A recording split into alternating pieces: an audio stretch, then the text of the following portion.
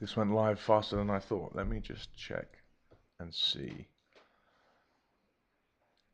how we are going through.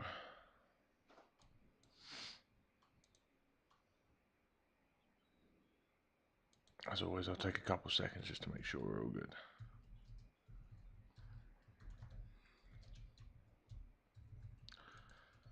But it looks like we are good to go. So yes, what's going on, everybody? Welcome back to another brand new Rugby Muscle podcast. I'm your host, as always, TJ, and today we are doing another live Q&A. I apologize that we are a little bit behind. The app that I use to record this or to broadcast this live Q&A decided that it was going to update like a second before I had to hit record, and then it took 10 minutes to download. So got everything organized, got questions lined up. As always, if you are watching on the live feed and you have a question, pop it in the comments below or in the chat, and I will answer that one today. If you are watching post, if you're watching in the future, so I guess you're watching this on a replay, ask your question in the comments and we will answer it on next month's or potentially in 2 weeks. I'm not sure, because we might change this Q&A because this one's been a little bit delayed and we might be short on time. Other updates, if you're new, hit subscribe. As always, of course, hit that thumbs up button, really does help out. And check out any of the links in all descriptions and stuff below. We've got all the links in the description below. We've got Team Rugby Muscle, we've got coaching, we've got programs, we've got everything that you could want to try to improve your rugby. As far as the team stuff goes, also, we've now got a skills template coming out because we'll be delivering it all through an app. So I'm quite looking forward to that. So really excited to get going. I will take another sip of this green, whatever this is going on here. It's a green mix. I'll take a sip of that and then we'll just get going.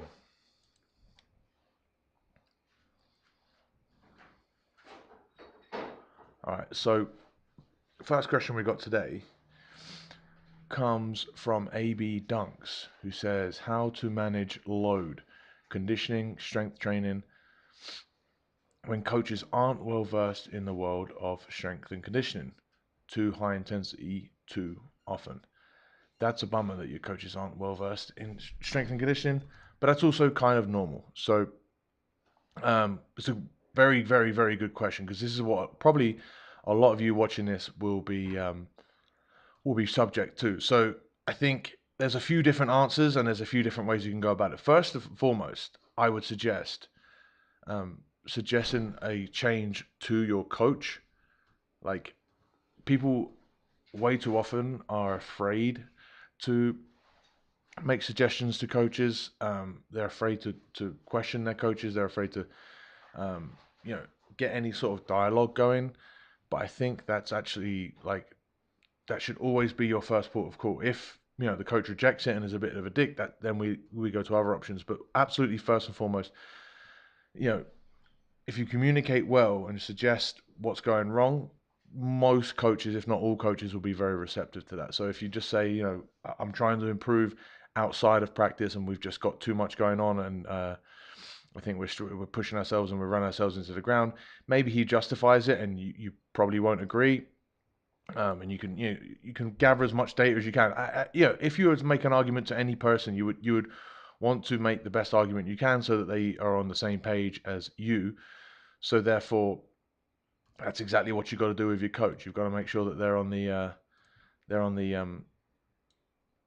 you're on the same page. So if they're not on the same page, then we have to make adjustments. And that would be my second suggestion: is if you go to the coach and you say, hey, this is what I think we should do, or I think we're just pushing ourselves too hard, or I'm feeling overly fatigued and it's just rough, and I can see it in a lot of the other players, or it's just you personally, like I can't feel myself improving because I'm pushing myself too hard, then and they're not receptive to that, then you're looking at potentially changing clubs. And that's sounds kind of extreme, but I think that is what you got to do. Changing clubs or changing teams, because you got to remember that you're playing rugby. Yes, obviously rugby's a great team game and everything, but you're playing rugby when you really boil it down for yourself and your own improvements. So if you do so, like if you're stuck with a coach that is just holding you back, that's holding you back. That's limiting your development. That's limiting the amount of success that you can have with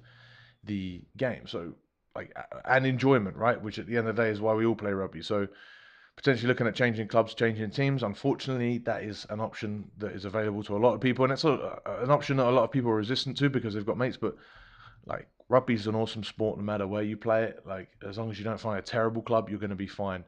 Um, and yeah, that's genuinely a suggestion that I would make. And then finally, if you maybe you change clubs and the next coach is the same, or you just want to stay at your club and changing clubs isn't viable, then you just have to look at, you kind of have to flip your rugby training or the way you program your training on its head. You can't look at it. This is the same way I deal with in-season programming, right? You can't look at it in terms of what are my outcomes that I absolutely need to come from. So do I need to get strength? Do I need to get grow muscle? Do I need to get faster, etc., etc.? You have to look at first. You have to look at, right, how much volume am I able to put in? So um, if you've got so much fatigue that you can only put a little bit of volume towards whatever, like towards progressing your training, towards progressing your strength or your speed or whatever it is, then that's all you've got. And maybe there's a point where you just have to look at just maintaining most things, and you look at what can you do with a lower intensity. So it's all about managing fatigue.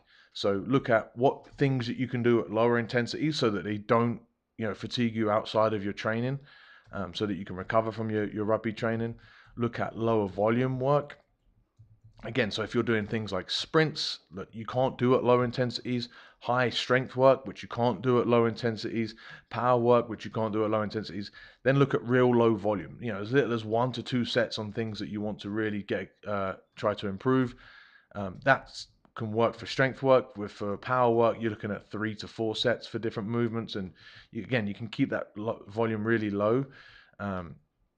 And you'll be able to you'll be able to progress without all of that fatigue that usually comes along with, real high intensity strength and power work. The other thing I would absolutely advise you do is condense your stresses. So if you can, right, try to do your high intensity stuff and your high fatigue stuff on the days that you have rugby, on the days that your coach is in charge of you and he's already going to fatigue you into the ground. That way, you've got the days away from those sessions that you can recover from, and actually utilize your recovery to the fullest. Whereas if you were today, say you had, it's just your traditional Tuesday, Thursday training, rugby training days. If you're already like semi-fatigued going into your like by doing a high intensity session on the Monday, maybe you're doing sprints, maybe you're doing heavy strength work on the Monday, and then you go to the Tuesday and it's a brutal session. By Wednesday you are dead to the ground, like you are rough, right? And then you've got another high intensity session or a high fatiguing session on the Wednesday. It just makes things so much more difficult to be able to progress, and in fact it makes it kind of impossible to progress because you're just so fatigued that you'll burn out before the end of 3 weeks. So look to condense those stresses. Rather, you want to put those high intensity sessions, that heavy strength work, the speed work, on the days before your rugby. Ideally, it's not going to, like, your in the day recovery is never going to be that bad. So you can do it either in the morning or literally just a couple hours, or at lunchtime a couple hours, or like literally within the hour before you go to training, right? So say if you've got training at 7 o'clock, you can go smash the gym 5:30 till 6:30, drive to however further it is to go to your training session, do that. That's a great way to do it. That's rough that in those moments, but outside of that, you get a lot of recovery after that. I hope that makes sense.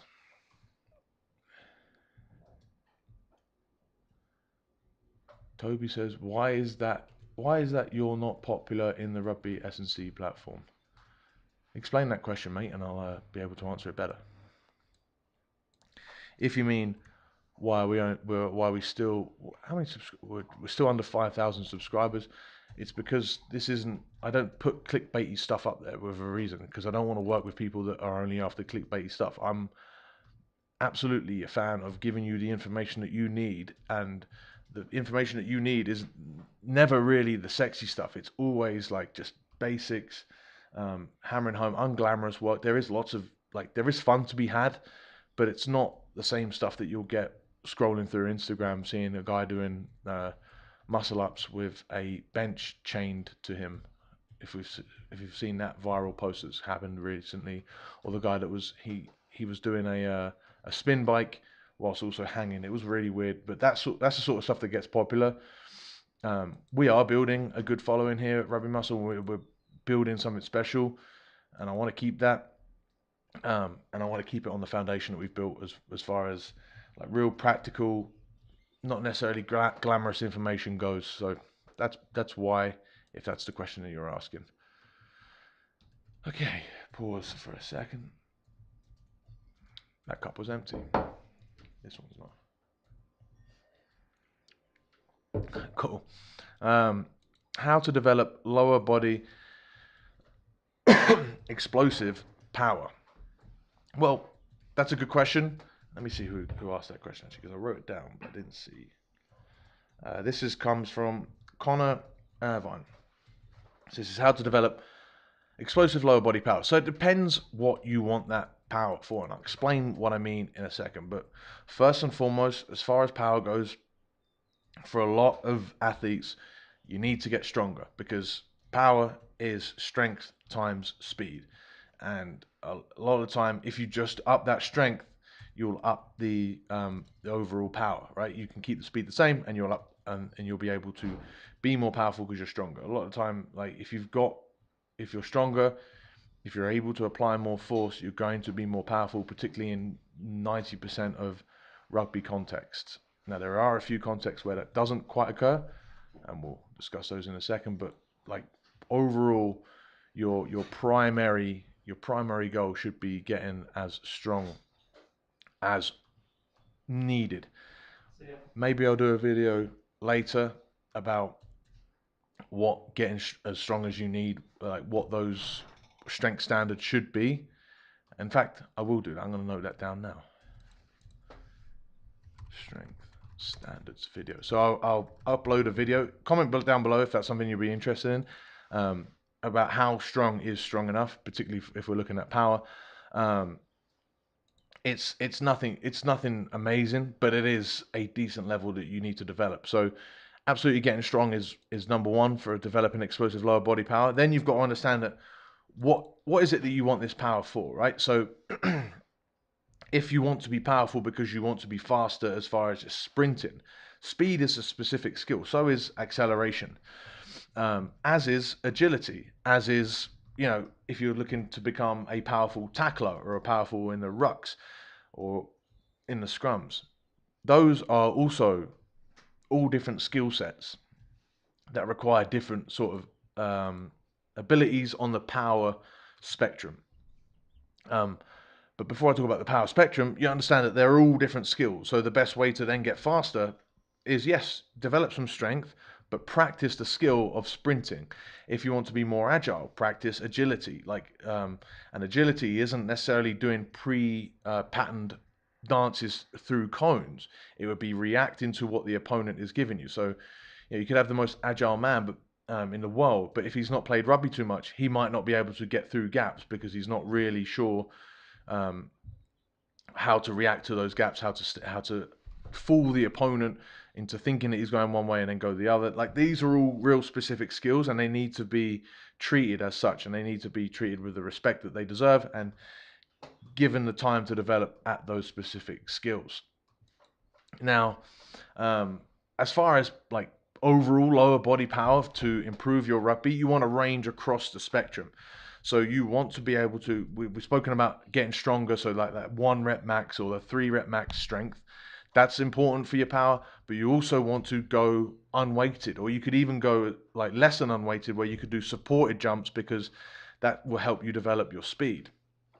And then there's lots of space in the middle there that you can play around with, right? So you can use heavy Olympic lifts, which are a little bit more towards the strength end of that power spectrum. Then you can do just jumps, which are a lot towards the lighter spectrum, but they're going to have a lot more relevance to your change of direction and your sprinting. And then you want something in the middle where you've got like slightly weighted jumps, medicine ball throws, those sorts of things where they're in the middle. So you're developing not really heavy weight, but some weight and a lot of speed. And then depending on where you want to lie or where you want to improve within that spectrum, like be specific with that stuff. I would actually start at both ends, but even on the unweighted side, we would work more movement mechanics than we would like out and out speed, so that you're moving well without weight. Then you're also getting strong, and then as you go on through your program, you can like add weight I guess you would add weight, you would add resistance, and you would add difficulty to that unweighted stuff, and then you would slowly introduce more stuff in the middle, more power work, more medicine ball throws, more jumps, once you're able to move better and have enough strength that you can withstand that power stuff. But you can't just go straight into power stuff if you don't have a good strength base developed and if you don't have a good movement base developed. Hopefully that makes sense. There are lots of different ways that you can do it. So we've named jumps, hops, bounds, Olympic lifts, as we said, medicine ball throws, reactive sprints, and then obviously there's all of your barbell and dumbbell lifts, and your standard lifts for strength training to increase your strength. What's up to everyone who's on the live stream? Please give that a thumbs up. It does help this stream get out to more people. Therefore, we ask more interesting questions than why is that you're not popular in the Rugby S&C platform? Because I still don't understand what that means. Sorry, Toby, to call you out. Okay, I think this might even be one of our last questions. So I'll stick around on this for a minute after this question if we don't have any more in the live chat. So Alan asks, how long to train after COVID? Now, maybe I've already ballsed myself up by saying the C word, and this is going to downrank this video. But I think it is absolutely dependent on how you feel in this, and we can use this as sort of a gauge to, we're not talking about like specifics of, brilliant. We're not talking about specifics of like how, dog.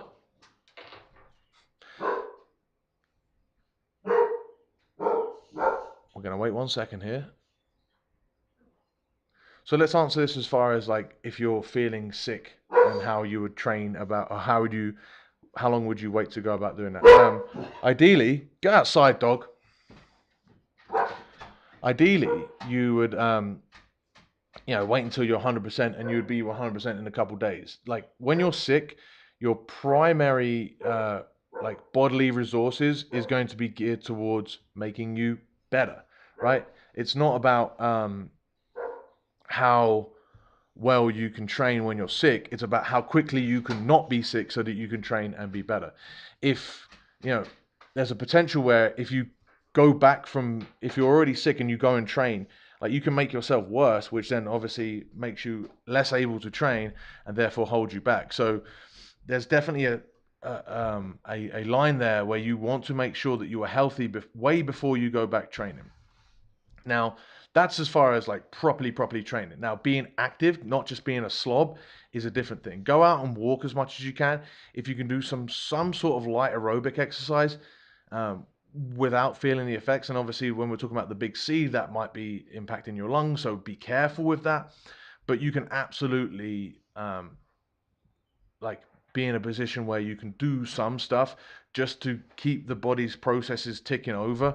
I'm not talking about doing like bunches of push-ups or panicking or doing anything. You can take time off. Like you can take 2 weeks and you're not going to lose most of your training effects. If anything, you might be able to recuperate so much so that when you come back, you're feeling better and you're actually somewhat stronger because you've been able to dissipate all of that fatigue that's in and around the muscles that will like be holding you back and making you slightly weaker. There's definitely a theory to that. I think I've heard an old strength adage where they used to say, if you think that you need to take 3 days off, go ahead and take 2 weeks off. So, you would use your sickness as a time just to take a couple weeks off, maybe catch up on some other things that get pushed, other things in your life that get pushed to the back when you've got to make, sacrifices because you need to get into the gym and get your training done. But overall, there is no like one day you're feeling like this, next day you're feeling like this, and then you go to the gym. Just do what you can, but don't beat yourself up and don't try and rush going back to the gym.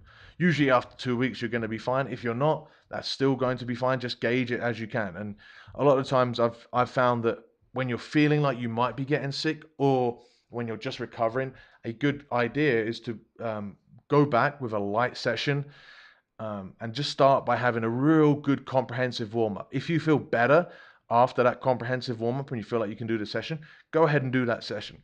If you still feel like trash and you're like, there's no way I can do anything here, I'm still feeling rough or I'm feeling worse because I've used so much energy that I don't have to give towards training, that I need all of my energy towards fighting this sickness, go home and don't even do the session. Just do the warm-up and go home. But that way, you're sort of covered across all aspects of trying to get better. Last question. Here we go. Toby, he's got a different question now. He says, would you say isometric strength is more important than absolute maximum strength for a front row forward, or do all of these qualities work together? Yeah, absolutely. All these qualities do work together. There is something to be said for isometric strength, but what you got to remember is in the front row, there is a lot of isometric action going on, but it's not the same as like holding a bottom of a pause squat, or even the same as pushing a barbell against like a fixed object where you're just pushing as hard as you can, because the resistance in a scrum is constantly changing. So yes, I would like some isometric strength work in there, particularly in pre-season to get you ready. Then it's not, I would say, as far as my experience goes, it's not overly necessary after that. Pre-season is always a good time to get some isometric just to get your resistance and just get you accustomed to doing that. To doing that isometric sort of contraction for up to 10 seconds in a scrum, because you'll have gone through a period in your off season where you haven't done much. But other than that, you're gonna get enough of those boxes ticked from your week-to-week scrummaging training and games. So I don't necessarily think you need to add more isometric work in there to increase your ability to scrum. The other thing with isometric work is that it's really bloody fatiguing. If you just do all-out isometrics for a few sets of a few seconds, that can properly grind you into the ground. Whereas if you do sled pushes, are really good because they're concentric only, let alone eccentric. So concentric is going to be the least fatiguing of the different muscular contractions. So lifting the weight or pushing the weight, that is the least fatiguing. Then you've got isometric, which is a lot more fatiguing for a lot less output.